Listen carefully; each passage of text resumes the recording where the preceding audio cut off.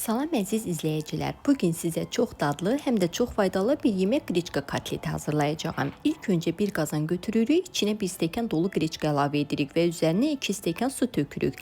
Qazanın ağzını ballayıb ocağın üzərinə qoyuruq və qreçkanın yaxşı bişməsini gözləyirik. Qreçka bişdikdən sonra onu kənara qoyuruq, biraz da soymağa buraxırıq. Bu vaxt biz digər ərzaqları hazırlayırıq. Kartof və soğanı götürüb doğrayıcı maşından keçiririk. Onları püre halına salırıq. Daha sonra bu qarışığın suyunu süzgəcdən yaxşıca süzürük ki, içlik sulanmasın və kotletlər daha dadlı alınsın. Qreçka kotleti həm ailə süfrəsi, həm də sağlam qidalanmaq istəyənlər üçün gözəl seçimdir. Üstəlik də hazırlanması çox asandır və hər kəsin zövqünə uyğun gəlir. Soymuş qreçkanı da doğrayıcı maşından keçiririk və püre halına gətirib kartof və soğanın qarışığının üzərinə əlavə edirik. İndi isə bu qarışığın içinə 2 yumurta əlavə edirik. Dadını artırmaq üçün duz və istiot qatırıq. Hər şeyi əlimizlə yaxşıca qarışdırırıq ki, gözəl bir xəmir alınsın.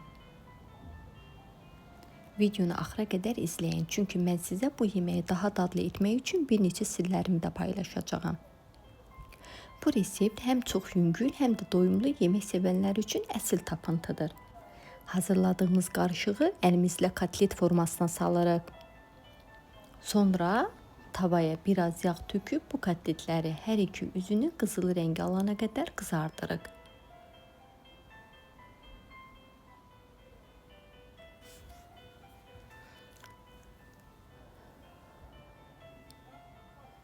Amma mən bununla kifayətlənmirəm, çünki yanına çox dadlı pambıq kimi kartof püresi də hazırlayıram.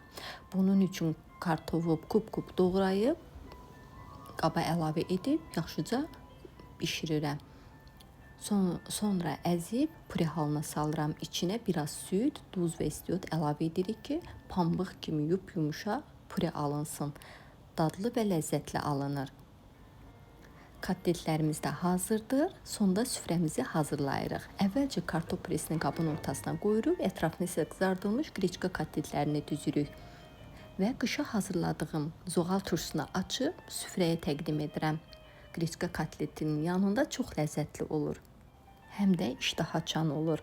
Nəticədə həm gözəl görünüşlü, həm də çox gözəl, dadlı, ləzzətli bir yemək ortaya çıxır. Bu yeməyi hazırlamaq çox asandır, amma nəticə inanılmaz dərəcədə dadlıdır. Siz də bu resepti mütləq evdə sınayın və sevdiklərinizi sevindirin.